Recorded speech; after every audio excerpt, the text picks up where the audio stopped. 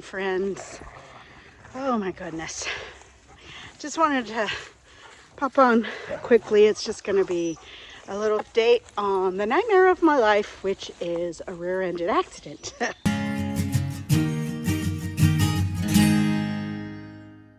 As I shared with you last time, and I will tell you that what a nightmare. So anybody that's ever been in a car accident, especially when it's not your fault, and all these things are happening to you, for you, with you, I have hired an attorney, hoping to get a decent amount of money out of this accident because it has 100% blown up my life. I am physically, mentally, and I will even say emotionally wrecked, on the verge of crying all the time. And that's, I have my days, but not just a constant just feeling of every little thing that happens. So since it has happened, I have been seeing my wonderful chiropractors, and they've been doing some great adjustments. They did x-rays, and I have a lot of tissue damage, more on my left side because that's kind of how I was hit, more at an angle. And I tell you what, that has helped. I'm going to start finally next week doing some massage. And then this Saturday, I have an appointment with the TBI, which is traumatic brain injury and spine specialist, because I am off work right now. Dr. Katie Rubio, my wonderful chiropractor, has written a letter to my work to let them know that because of my pain, and it is, like I said, not only physical, but mental. I am so foggy-headed. The last time I saw her, I described it as when I get up in the morning, I feel like I have a hangover. I'm not drinking. So this is me all the time, walking around with my head hurting, brain fog, forgetful. My hands are weak on both sides, and I can't do my job right now. And honestly, depending on what they find on Saturday, I'm not sure if I will be able to. So we got that going on. I'm also filing FMLA so that I can be paid during this time off. Right now I've had to take 64 hours so far. I am being off. I'm hopefully going to get the paperwork from the doctors tomorrow because I really need to get that filed. I have let Walmart's private insurance company know that this is what's coming. This is why I've been calling out. They have the note once I get that set. So there's just, and then I have, again, the attorney asking for everything. Every medical professional I'm seeing, I have to tell the story all over again. And I'm just so stressed out. Plus, since it was not my fault and was the fault of the gal that rear-ended me quite violently, her insurance, which is State Farm, they were so great, when it first happened. Oh yeah, okay, we're gonna, but they're offering me like just a $3,000 fix my car. Oh wait, no, my car has been totaled, so I've been dealing with a collision place, State Farm's person. It's been totaled. I gotta get a, what is it called? See, this is the other problem, is I can't think of things. Notarized form. I gotta fill it out and sign it in front of a notary, and then get that to them, mailed back to them, and then they can release my car, pay me the 700 and something is all I'm going to get from it. And that's what I almost break down into tears over, because if anybody knows, to go in and buy another car, even a used one like this one was, you got to have some money to put down. This car saved my life. It was such a blessing. And for months, I thanked God every day. Oh, thank you for this car, because even though they doubled the price and I was paying $200 a month, I had a vehicle to continue my life. And State Farm had given me up till the 4th of June now with the rental car that they would pay for. So now I got to start paying out of pocket until they, again, send me the money, or I've got to figure something out. I don't have money just laying around. And the only reason I had money when I had to put some down on this last vehicle is because I sold my other broken down car and had enough money between that and paycheck to put $1,000 down. I don't have that right now, and probably won't until my next pay period, if I get the money from them first. So I've got that stress going on. And then seeing this new clinic, I've got to now fill out a bunch more paperwork. I've already done that for the emergency room when I went in, for the chiropractic office, and now again. It's so exhausting and so stressful that I am like I said, I'm on the verge of crying all the time. And I know that's part of the head injury. My neck and shoulders, my back, again, that feeling of just hangover, fuzzy, yucky, just don't feel good feeling. Not being able to work, worrying about my next paycheck with the FMLA. Is that going to just be delayed, and am I going to be like without money for the next month or two? I don't know.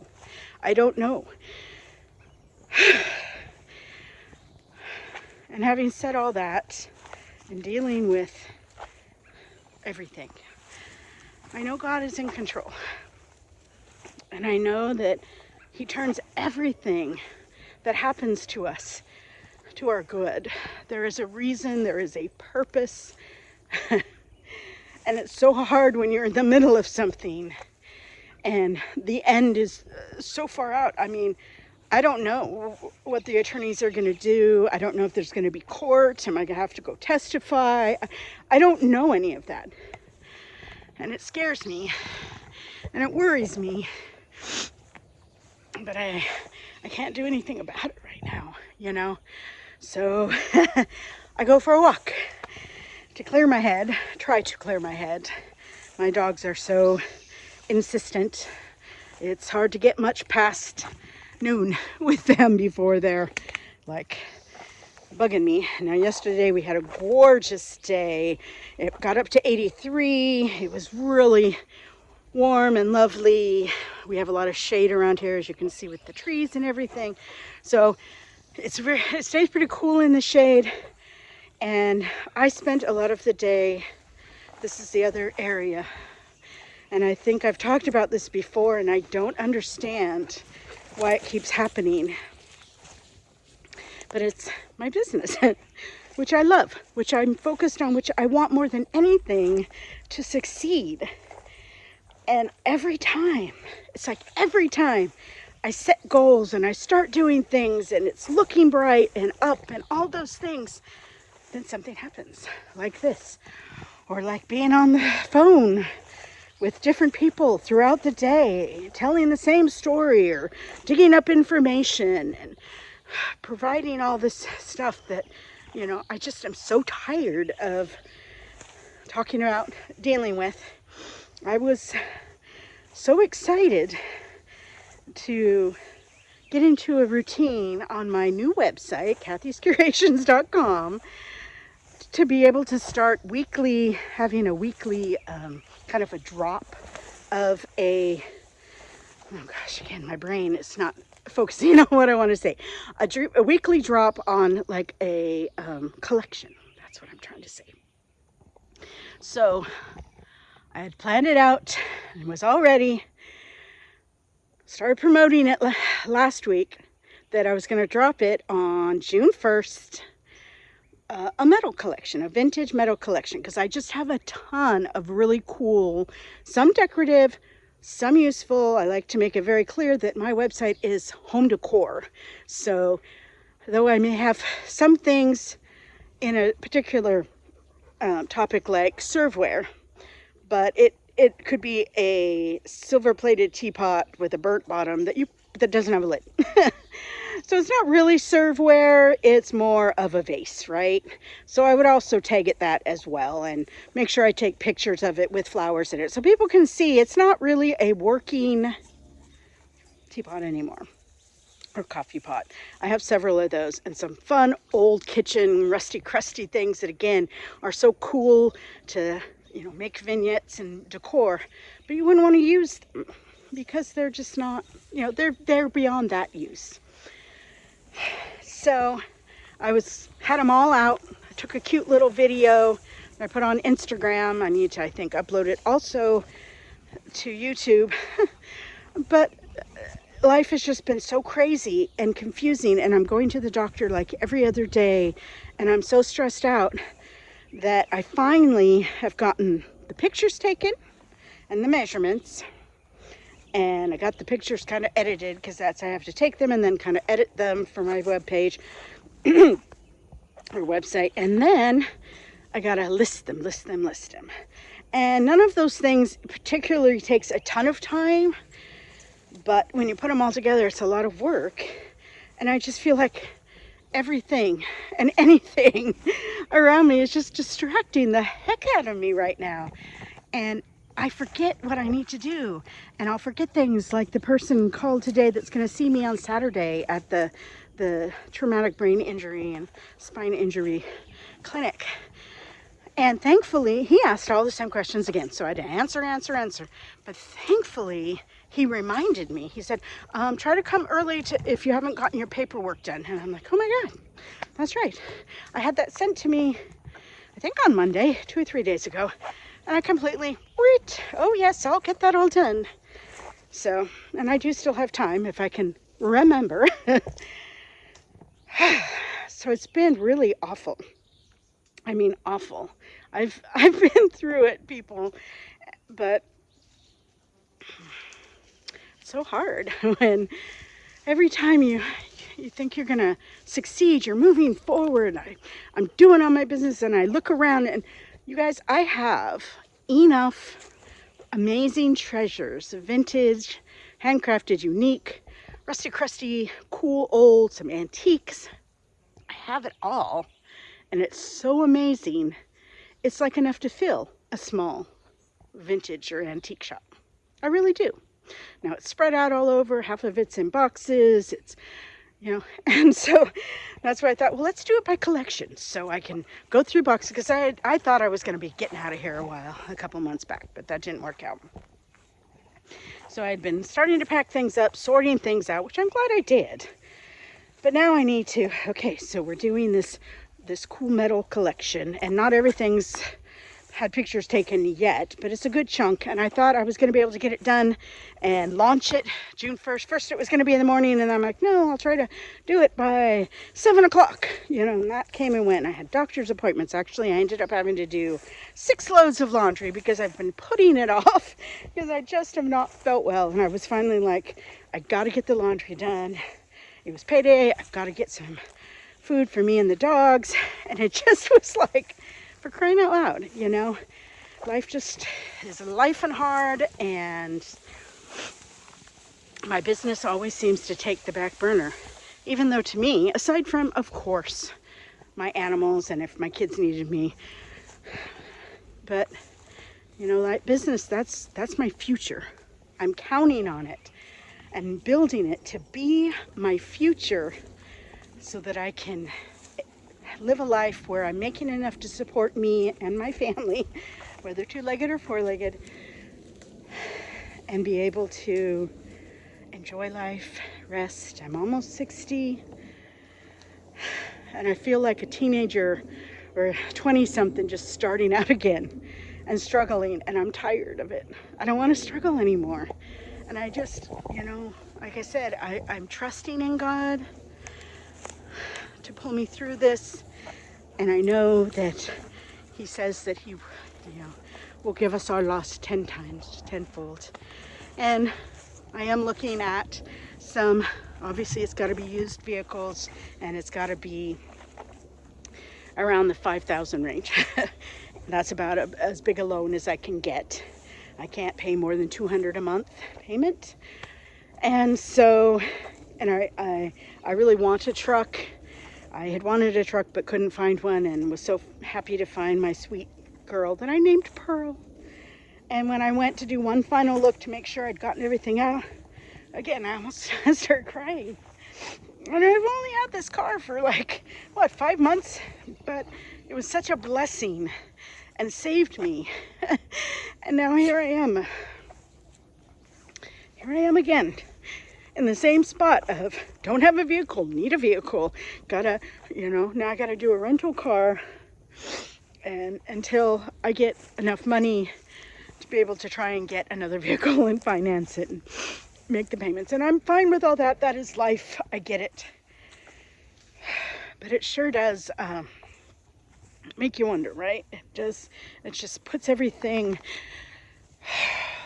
off. And I'm tired of that. And I'm sorry this is a depressing whatever walk and talk. I'm not even sure anybody ever watches these. If you do, let me know. I'd love to hear from you. And I promise, I swear, my life goal is for it to not be this at all. To be going forward, to getting the property I am just, so excited to get and move on. And maybe this will be what helps me get that property. I hope so. But yeah, so I'm just depending on God more than ever.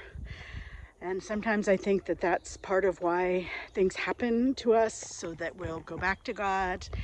Although I've just been heavy on it ever since I injured my foot at work in February, and that really put a damper on things, makes work hard. So now with these new injuries and aches and pains and head, I have a hard time. I was on the phone talking to the guy that's going to see me for my head injuries. I was trying to explain to him where I was hurting in my foot, because this accident has exacerbated that yet again. So between the hurting it at work and then this, and I'm looking at my foot and I cannot think of the word arch. I was trying to tell him it's my arch. My arch aches all the time now, all the time. It wasn't before on my job until the incident in February, and then now this accident, it's like flared up to the point where it hurts to be in any kind of shoe, any kind of enclosed, tight, not even tight shoes, like my work shoes, or like right now I'm wearing my boots because I'm out in the swamps of the back area.